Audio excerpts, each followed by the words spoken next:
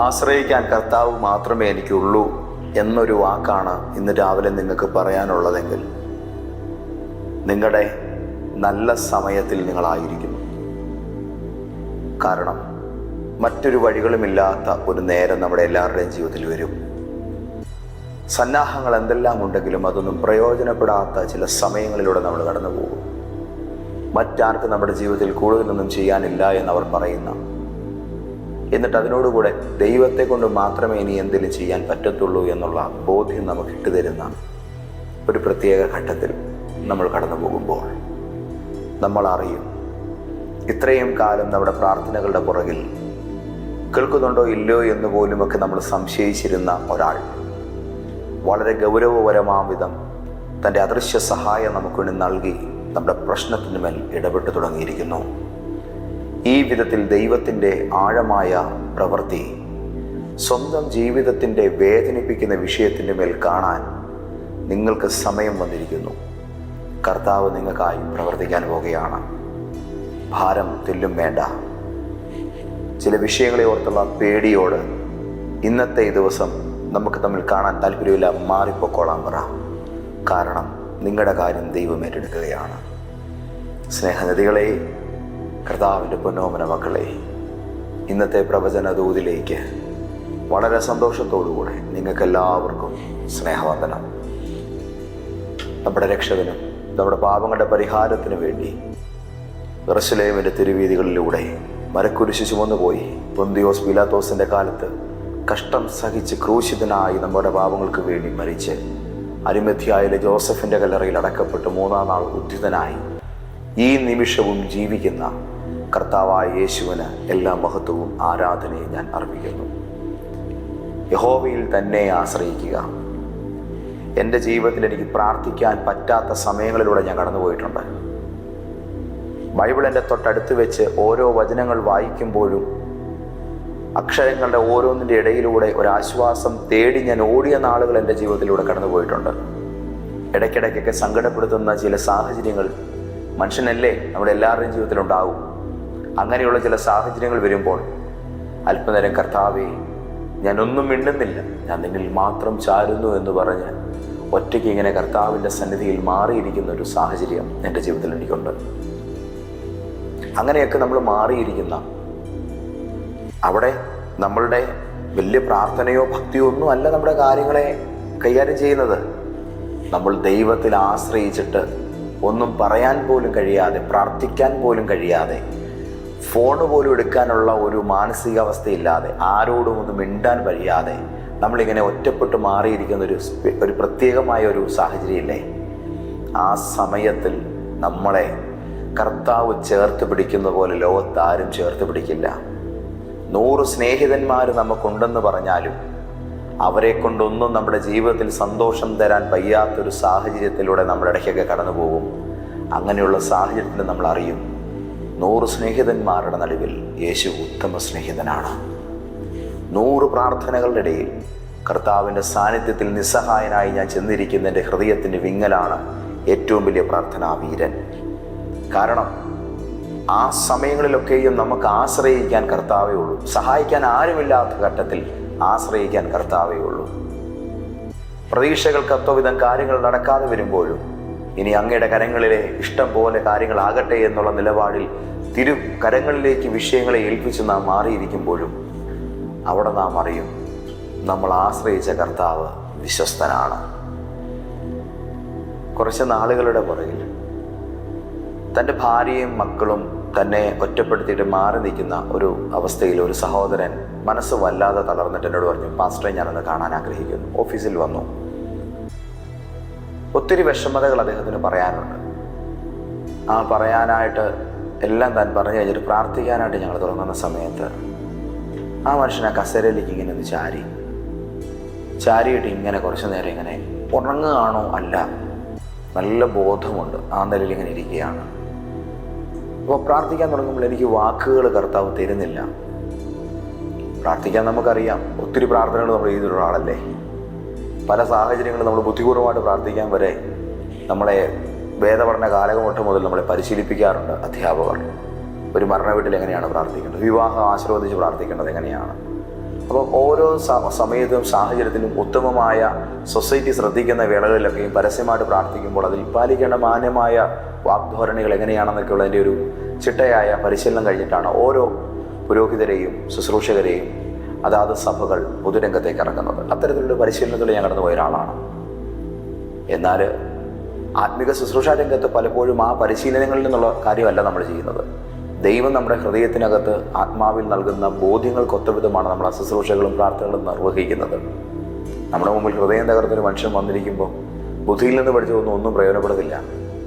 പരിശീലനങ്ങൾ കൊണ്ടൊന്നും സ്വായത്തമാക്കിയതൊന്നും 1% പോലും നമുക്ക് ഗുണം വരുത്തുകയില്ല. കാരണം നമ്മളെക്കാളും എക്സ്പീരിയൻസ്ഡ് ആയിട്ടുള്ള ഇതുപോലുള്ള പല പല ആത്മിക കാര്യങ്ങൾ കണ്ടും കേട്ടും പരിചയിച്ചും അനുഭവിച്ചും ഇരുത്തം വന്നവരൊക്കെയാണ് പലപ്പോഴും നമ്മുടെ മുമ്പിൽ ഓരോ ആവശ്യങ്ങളുമായിട്ട് വരുന്നത്. അപ്പം അവരുടെ മുമ്പിൽ എക്സ്പീരിയൻസുകളൊന്നുമല്ല, പഠനങ്ങളൊന്നുമല്ല, കർത്താവ് എല്ലാം തരണം.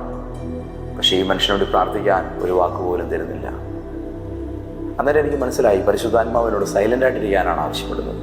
മിണ്ടാതിരുന്നു. ആ മനുഷ്യനും അവിടെ മിണ്ടാതിരിക്കുന്നു. കുറച്ച് നേരം കഴിഞ്ഞപ്പോൾ ഈയല് പറക്കുന്ന പോലത്തെ ശബ്ദം കേൾക്കാം. നമുക്കും ഈ മനുഷ്യനെ ഇങ്ങനെ വിറയ്ക്കുക, പല്ല് കൂട്ടിയിടിക്കുന്ന ശബ്ദം. സത്യത്തിൽ എയർ കണ്ടീഷൻ അല്ലാത്ത റൂമിലാണ് ഞങ്ങൾ ഇരിക്കുന്നത്. പിന്നെ ഇങ്ങനെ വിറയ്ക്കേണ്ട കാര്യം തന്നെ ഇരിക്കുന്നു. കുറച്ച് നേരം കഴിഞ്ഞപ്പോൾ അയാൾ പറയാൻ തുടങ്ങുകയാണ്, അതേ കർത്താവേ, എൻ്റെ ആശ്രയം അങ്ങാണ്, എൻ്റെ ആശ്രയം അങ്ങാണ്, അവർ വരുന്നതിനായിട്ട് നന്ദി. ഈ വിധത്തിൽ ആ മനുഷ്യൻ തൻ്റേതായ സ്ലാങ്ങിൽ തൻ്റെ കൺമുമ്പിൽ എന്തോ ഒന്ന് കണ്ടിട്ട് ദൈവത്തിന് നന്ദി പറയുകയാണ്. ഏതോ ഒരു ട്രാൻസ് സ്റ്റേജിലേക്ക് പോയി എന്ന് കാണുന്ന ഒരാൾക്ക് തോന്നുന്ന വിധത്തിൽ അയാൾ ആത്മപൂർണനായിക്കൊണ്ടിരിക്കുകയാണ്. അല്പനേരം കഴിഞ്ഞപ്പോൾ ഞാൻ മെല്ലെ എഴുന്നേറ്റ് അടുത്ത് ചെന്നു, തോളലിങ്ങനെ പിടിച്ചു, കണ്ണ് മെല്ലെ തുറന്നു. പാസ്റ്റർ എനിക്ക് വേണ്ടി പ്രാർത്ഥിച്ചതിന് നന്ദി എന്ന് പറഞ്ഞു. അപ്പോൾ എനിക്കറിയാം ഞാൻ ആ മനുഷ്യനോട് പ്രാർത്ഥിച്ചിട്ടില്ല. പിന്നെ എന്താണ് ഇയാൾ ഈ പറയുന്നത്? എന്നോട് പാസ്റ്റർ പ്രാർത്ഥിക്കാൻ വേണ്ടി ഇരുന്ന സമയത്ത് ഞാൻ ഈ സ്ഥലത്ത് നിന്നും മാറി എനിക്ക് അങ്ങ് പ്രാർത്ഥിക്കുന്നത് കേൾക്കാമായിരുന്നു. പുറമേ പ്രാർത്ഥിക്കണ്ട എന്ന് പരിശുദ്ധാത്മാവ് നിർദ്ദേശം തന്നു എങ്കിലും എൻ്റെ ഹൃദയത്തിൻ്റെ അകത്ത് ഞാൻ പ്രാർത്ഥിച്ചുകൊണ്ടിരുന്നത്, കർത്താവ് ഈ മനുഷ്യൻ്റെ വീടിൻ്റെ മുറ്റത്ത് കർത്താവ് ഈ മനുഷ്യൻ്റെ ഭാര്യയും കുഞ്ഞുങ്ങളെയും കൊണ്ടുവന്ന് നിർത്തുന്ന ദിവസം അടുത്തിരിക്കുന്നു. ആ കാഴ്ച ഈ മകൻ കണ്ട് ദൈവത്തെ സ്തുതിക്കട്ടെ.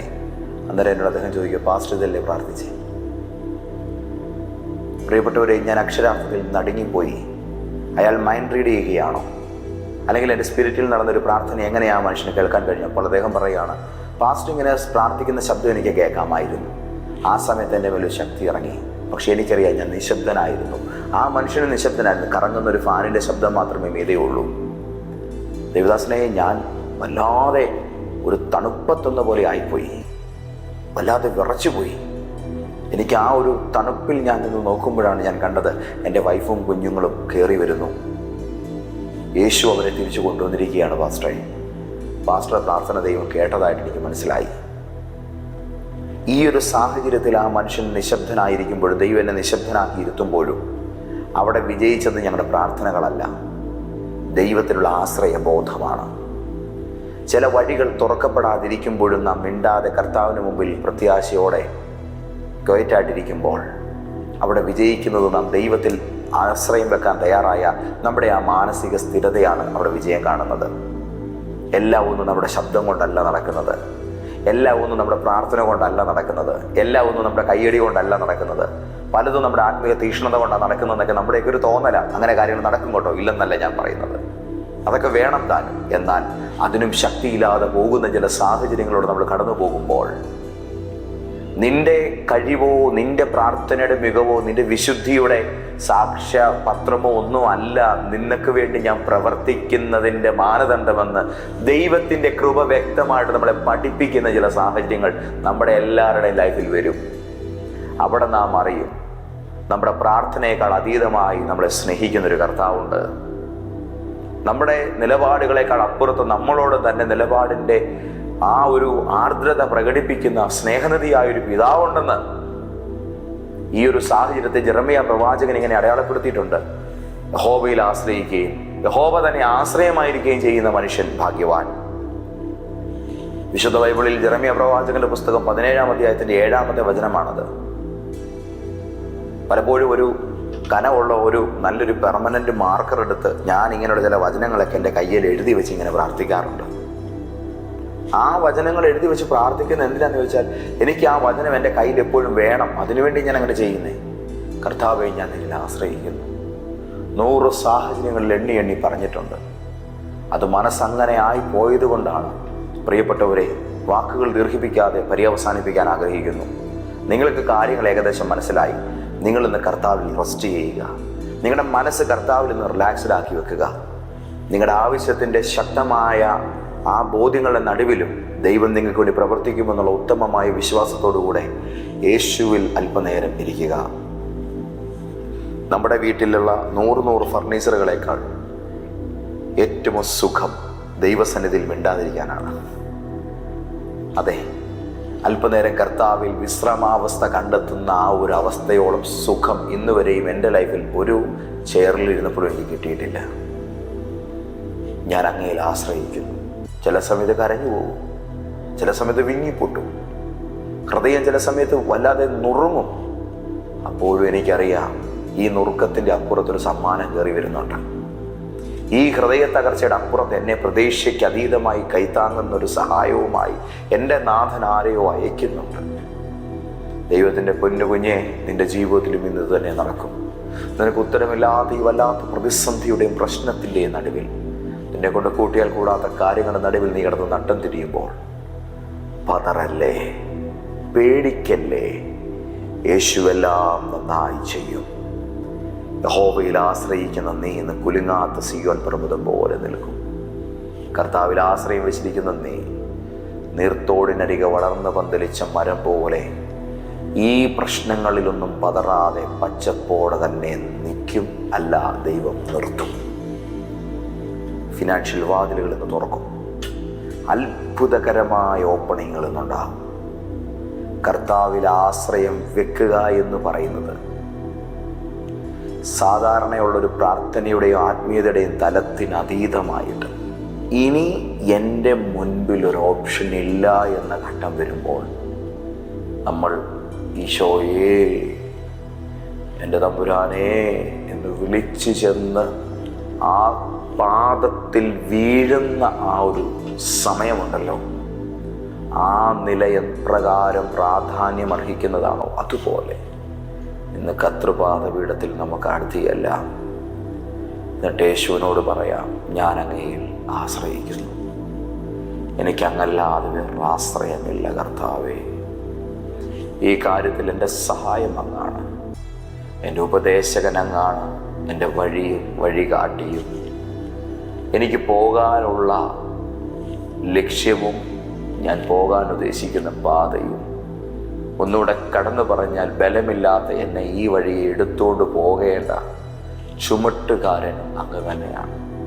ഞാൻ അത്രമാത്രം അങ്ങയുടെ സഹായത്തിന് ആവശ്യക്കാരനായി വന്നു നിൽക്കുന്നു. ഇന്ന് പകരം ഈ ഒരു വാക്ക് കർത്താവിനോട് പറ, യേശു എല്ലാം നോക്കിക്കൊള്ളും. പ്രാർത്ഥിക്കാം നമുക്ക്. ഞങ്ങളെ ആഴമായി സ്നേഹിക്കുന്ന ഞങ്ങളുടെ ദൈവമേ, സ്നേഹം നിറഞ്ഞ സ്വർഗീയ പിതാവേ, അങ്ങയുടെ മക്കൾ അവരുടെ നല്ല ഗുണങ്ങളുടെ കണക്ക് നോക്കിയിട്ടല്ല ഇന്നിവർക്ക് വേണ്ടിയുള്ള അങ്ങയുടെ അനുഗ്രഹം ഒഴുകാൻ പോകുന്നത്. ഇവരുടെ തീഷ്ണതയുടെ തോതളന്നിട്ടല്ല ഇന്നിവർക്കുള്ള വിടുതൽ ചലിക്കാൻ പോകുന്നത്. കാരണം എൻ്റെ കൂടപ്പിറപ്പുകളിൽ പലരും ഇന്ന് ഈ വചനം കേട്ട് പ്രാർത്ഥിക്കുന്ന ഈ സമയത്ത് വളരെ വീക്കാണ്.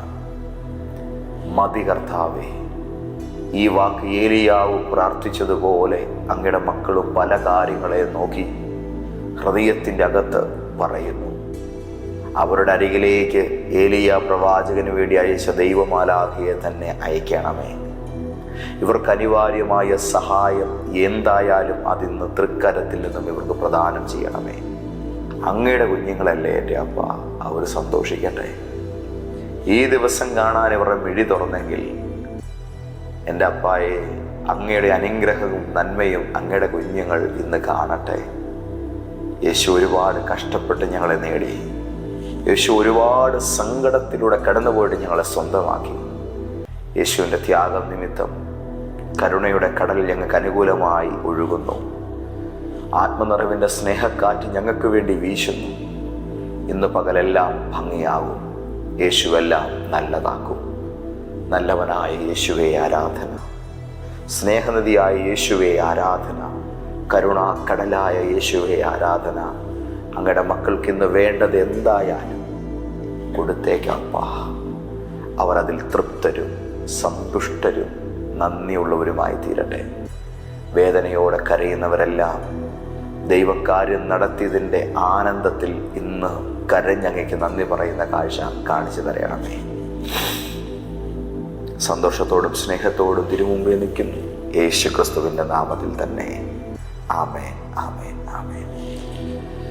കർത്താവിൻ്റെ പ്രിയപ്പെട്ട പൊന്നുമക്കളെ, ഈ വാക്കുകൾ നിങ്ങൾക്ക് അനുഗ്രഹമായി എന്ന് ഞാൻ വിശ്വസിക്കുന്നു. ഈ ആഴ്ച, അതായത് 2025 നവംബർ മാസം 28, 29, 30 തീയതികളിൽ ഫാസ്റ്റ് ലൈഫ് ചേഞ്ച് സീസൺ 3 എന്ന നമ്മുടെ ഫാസ്റ്റിംഗ് പ്രയർ നമ്മുടെ ചർച്ചിൽ നടക്കുകയാണ്. കോട്ടയത്ത് IMA ഹാളിൽ നിങ്ങൾ വരണം. നിങ്ങളുടെ നീറുന്ന പ്രശ്നങ്ങൾ നമുക്ക് യേശുവപ്പയുടെ കൈകളിൽ വെക്കാം. ഉത്തരം കിട്ടും, വലിയ ഉത്തരം കിട്ടും. നിങ്ങളെ ഞാൻ ഈ ഒരു ദൈവകൃപ അനുഭവിക്കാൻ ക്ഷണിക്കുന്നു. വരിക. കർത്താവ് നിങ്ങളെ അനുഗ്രഹിക്കട്ടെ. God bless you. ആമേൻ.